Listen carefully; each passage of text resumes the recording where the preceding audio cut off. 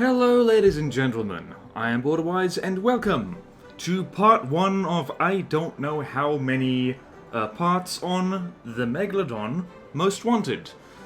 So, as it turns out, the really higher tier godly class designs in the Nitro campaign, and presumably in every campaign ever designed by people who are good at playing from the depths, they're hard, spoiler alert, but also designing ways to effectively and efficiently counter them, and more importantly, building craft that can take them on one-on-one without using tremendous amounts of delicious cheddar cheese is quite difficult and quite time-consuming. And so, getting around to doing all that in one go is kind of difficult. So, what I have decided to do, in the spirit of divvying up videos into more manageable chunks that is part of Project BorderWise, the channel, the content making of, we are going to be basically in my ongoing, in the background, research and experimentation and development, which is RED, I guess that stands for. I'm going to be sharing bits and pieces of how to kill certain things. And this is spurred on by me discovering that, yes, in fact, you can kill the Megalodon using cram cannons. I did not previously think that was possible. It is the most cram-proof ship I have ever seen in my life. And so what we've got here is not one, but two gigantic DoomCRAMs. And firstly, I must apologize the diamond shape of the turret. It is best for volume efficiency to make these things as circular as possible, so they fit into the turret well, and you can jam as much ducker as possible into them. I fully acknowledge that, and also pardon the rather boring turret cap. I could totally have made a pancake turret, or just some kind of better looking turret than this. These are pretty much functional rather than aesthetically pleasing, and the reason for that is I didn't actually expect to ever make videos on them. I just kind of made this kind of turret as just for giggles, and I thought, hey, let's try and make a cram that can actually hit the Megalodon at all. And of course, by themselves, one of these turrets cannot do that. The shell just gets shot straight out of the air. And then I thought, hey, why not try two? And not only did it manage to hit, it guts it. So, let's go over these cram cannons, and to give you an idea of what kind of stats you want. Yeah, totally decorated barrel, by the way, because I have a weakness for that these days. Okay, so it is a 2000mm cram, of course. It's got a firepower of 696.3. The shell health is ridiculously high, so just shy of 300,000, because you really do need that when you're shooting at things that have as much active defense as the Megalodon. It has an incredibly strong lambs, and it's got a really good railgun Seawers mounted on the back that tends to pop cram shells like no one's business. It's got a reload time of 19.8 seconds, so it actually reloads. The reload time is a little bit under what is optimum DPS for crams. The recoil is very high. The shell speed is low because... Let's do this instead. So we do this, hide the things. Yeah, there it is. So we've got a suppressor barrel right here. So this is key because it means that the Seawers and the lambs on the Megalodon doesn't start firing at the shell until it gets a wee bit closer. That's actually quite handy. I don't use suppressor barrels that often, but every so often they do make the difference between a shell getting near the target and a shell getting blown up miles away from it. So, pretty good. And what else? So, elevation is 75 degrees because maximum amount of effective pivot elevation barrels. And the kinetic damage is very high, and it's got a wee bit of AP. The kinetic damage is pretty irrelevant because, you know, it's like the frags are where this thing is at. This is a frag cram. The ratio looks like this. Reconfigure loadout. This is the ratio. So, 100 frag pellet, 13 hardener, and payload compactor is about 31. And since this is a single turret, it's pretty easy to get that ratio for yourself. And yeah, the fragments are where it's at. So it's 180 degree fragments, and it's an airburst shell. So if we go find where did I hide it? I hid it there, very cleverly.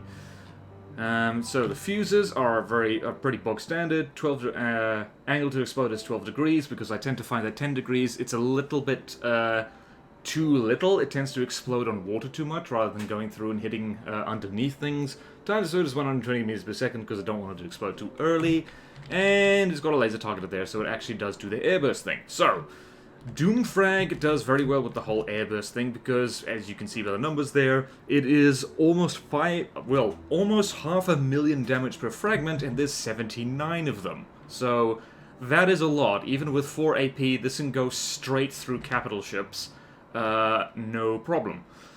And yeah, it's just very big. So what is the size of this thing? So not including the armor ring around it, which I always have. So 1, 2, 3, 4, 5, 6, 7, 8, 9, 10, 12, 13, 14, 15, 16, 17, 18, 19, 20, 21, 22, 23, 24, 25, 26, 27, 28, 29. So it is a 29 by 29 turret. And I could, like I said before, if this turret was more circular, I could jam even more Daka in here, and perhaps not make it as tall, because it is very tall, not counting the armor. 1, 2, 3, 4, 5, 6, 7, 8, 9, 10, 11. It is 11 meters tall, not counting the turret base itself. And just a handy note on Cram Tetris, this is standard diamond, by the way. There's nothing fancy in here, there's no 6-connection Tetris, it's just you got your standard diamond Tetris, and you can see it zigzags back and forth like that. And just on top here, between the connector lanes, so to speak, connecting with pillars, there is just extra loaders with payload compactors. These things are orientated down, so that there's just that one more extra connection here. So this top this top layer of pellets actually has 5 connections, so I guess that's somewhat fancy. It's not that fancy. It's not that fancy, guys. It's not really that fancy. And the gauge increases are stuck in here, there, and everywhere. Probably don't need that many. In fact, I definitely don't. So we'll just call that redundancy, especially since, well, gauge increases are actually cheaper than I remember. But yeah, so that's basically the gist of this gun. So... And the camo pattern is just to make these things slightly less boring to look at, because I value your eyeballs and mine. Detection ratings I should talk about as well. It's set to 533 because crams benefit a lot from a high averaging time, because it means that things that are moving erratically, even if they're moving slowly, can't dodge as easily. And same with bearing and range. I tend to find this works reasonably well with crams, because if it can't hit something using these settings, the thing's probably moving too fast for crams anyway, which the Megalodon annoyingly often does. And over on the aim point selection, it is not actually set to target things above or below water, because I tend to find that means that the cram will aim for superstructure too much. And it targets clusters of blocks because we want to aim straight for the yummy parts of the Megalodon. We want to aim for the stuff that's below the waterline. Stuff like the LAM system, the steam engines, the AI compartments, the ammo compartments, stuff like that, and max time before changing target to block is 1 second, because we want to maximize the probability that it goes for one of them juicy targets, and not waste its time shooting at, I don't know, radars or something. And target prioritization is what I usually have on this fortress. It's just value per range set to 1, set to -1. For cram cannons, you really want to prioritize a value per block, because big things are easier to hit with slow firing and slow moving shells, so that's that. And on to the bit we've all been waiting for. Let's spawn in a Meg.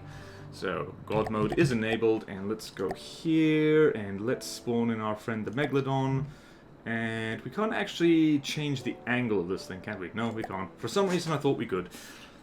So, as tends to be the case with cram cannons, the first volley is probably going to miss, but the great thing about DoomFrag, when it's air, but you just look at the size of the muzzle flash of these things. It's actually kind of fun. And long trails as well. So, first shell is probably going to get shot out of the air, or not. Yeah, there it went. And that is the beautiful thing about airburst frag that is that strong, is because those frags, you know, they punch ridiculously far into it. This thing exploded. That shell missed. It sailed over here and detonated behind it, but those fragments went straight through, I think, something like 8 meters of armor, so that's metal and reinforced wood and alloy. And I'm gonna sneeze. Oh no. No, I must sneeze. Come on, come on. Stupid nose. Alright. Fine, be that way. So it whistles straight through there. And yeah, now it is right there, and it's compromising buoyancy. Doomfrag is fantastic for just wrecking compartments like that. So now the Meg is probably gonna turn to starboard. And yeah, so one of the reasons this is set to... I'm splitting this up into multiple videos is because I haven't found a reliable way yet of surviving what the Meg throws at you. It probably involves a fair amount of ERA.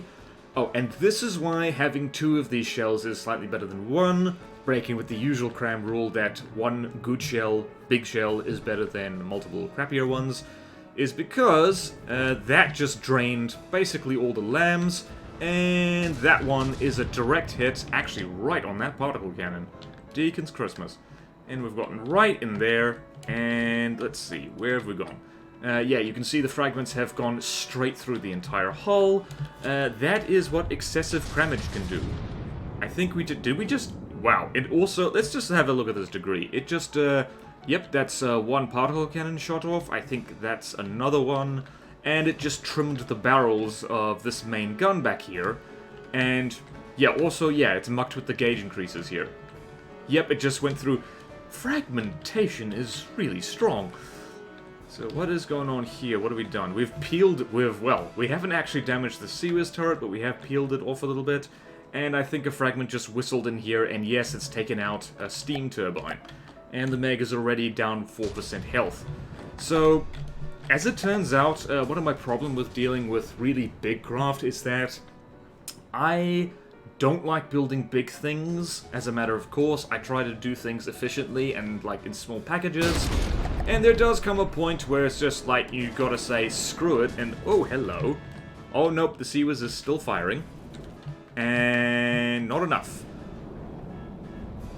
Whew, that's damage.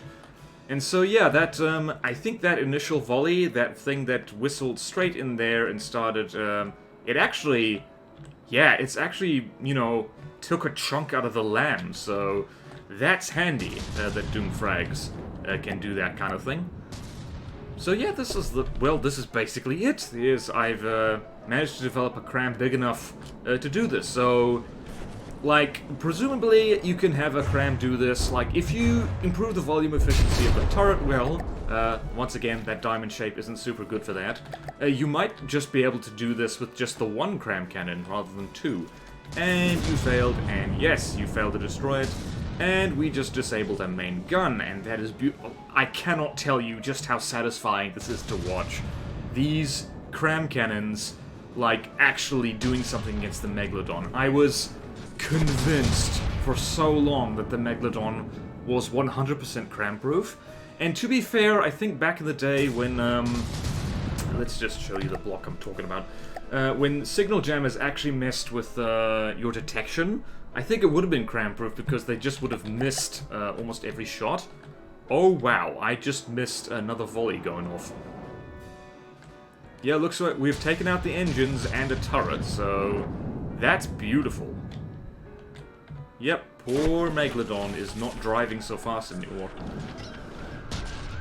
So yeah, the next on the list is firstly redesigning these turrets from the ground up, surprise surprise, so they're actually more efficient. My goodness. Like, the Megalodon still gets points for being able to take multiple shots out of these, because I think, yeah, there's a lot of craft that, well, like, no surprise really, would get immediately disabled if they... Wow, look at all the ammo intakes. They're getting right in there. There's not an armor scheme in the world that defends against fragments that are that strong. Like, unless you've got multiple layers of heavy armor, in which case, well... Like, even then, that's probably not going to do much for you. And we are bang on target, and good night to that turret. And by looks of it, good night to... yep, there's one ammo compartment that has been taken out. It's interesting that the Meg has the ammo compartment here in the front. Like, the old meta back in the day was to put it always in the rear of the craft, because that's the hardest part to hit, consistently. I guess not, though. So yeah, we are gonna watch this Meg die. Totally. Oh, that's a good shot. Oh, that's a good shot, lass. And so... Doomfrag like this is very good at disabling a craft like this, because those fragments just whistle straight through the entire ship and poke holes in multiple systems. Once the thing is got a bit more holes in it, the rate of damage slows down because, well, kinetics don't do so well against things which are mostly holes, because they miss and they go through the holes. Not that you should make your craft mostly out of holes. That's a bad idea. Also, my favorite thing is when a fragment just happens to take out the turret block itself and the whole thing falls off. That is super satisfying. So yeah, what else can we talk about here? So honestly, if you don't have crams this big, or can't really get the hang of crams this big, like, you could potentially pair smaller versions of these with APS smoke guns. But the problem with that is that the lambs on the Meg is actually really, really good at dealing with APS shells. Like 200mm gets zapped out of the air very easily by the Meg's lambs. So smoke guns tend not to work so well. Trust me, I will work on that at some point. But yeah, but for now, we're just enjoying this this small victory of building a cram cannon that can give the Megalodon a hard time. And this thing just ran out of materials because we popped the last ammo compartment, which gives me the sweet tingly feeling all over my body. I gotta tell you, like, cram cannons. Cram cannons are fantastic. Fire again. Woohoo!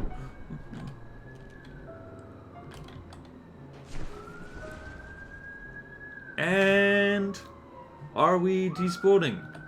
Not quite yet. Again, props off to the Meg for being able to survive repeated shots like this. Wow, one of the guns is actually still firing. That is impressive. Impressive, impressive. Wonder if you could actually fit those cram cannons on the Meg itself. And again, once again, even when Doomfrag misses, it doesn't. Love that. Love that. If you haven't made a DoomCRAM with Doomfrag, treat yourself. Treat yourself, it's super fun. You still can't hit anything that's further than 1.5 kilometers away, and you still can't hit anything that moves faster radically, but man, oh, capital ship destruction. The Megalodon is now a holy ship. It has been consecrated by crams. As the Canoe Pope, which apparently I am.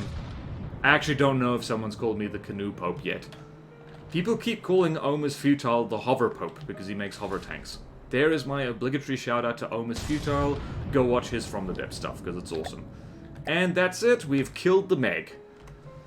And now we will pause the game and watch it disintegrate. So, actually, we're not going to do that. We're going to go over here. So, would I recommend using crams against the Megalodon? Well, not unless you've got a craft. One major epiphany, which was I was very late to coming to with regards to cram cannons, is that they're close-range weapons, dummy. Slow shells means you've got to get close. So, yeah, so they're actually best mounted on fast craft and stuff that can close distance and stay there. So, like, what is the fastest the Mega moves? 55 meters per second? So if you want to use a cram cannon craft against the Meg, have something that can move that fast, or better yet, even faster, so it can get right up in its face and essentially do a drive-by of it and just, you know, fire cram shells directly into its face. Oh, apologies to all the fine people who... Hang on. The Meg. Carbengo. Apologies to Carbengo, but I love watching this thing die. You know, this is therapy. This is self-care, Queen, watching the giant shark snuff it. And just as a final note, I'm just going to show you how much each of these turrets cost, because unfortunately, when dealing with the Meg, things do get expensive. Excuse you. Excuse you.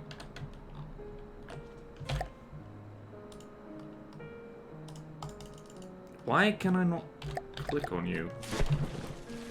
Come on now. Come on now. There we go. Okay, so placeholder.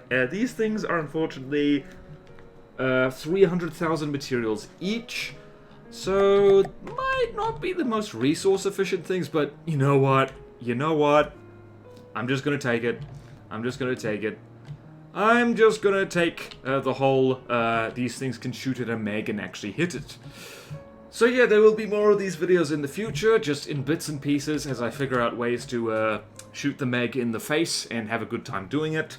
So look forward to that, and yes, before anyone asks, I will be doing a similar treatment with the Singularity and other particularly obnoxious craft that deserve multiple Most Wanted episodes all to themselves. So, on that merry note, thank you all so much for watching. Please like, comment, subscribe if you want to see more videos like this. Support me on Patreon or YouTube membership if you like. It really helps.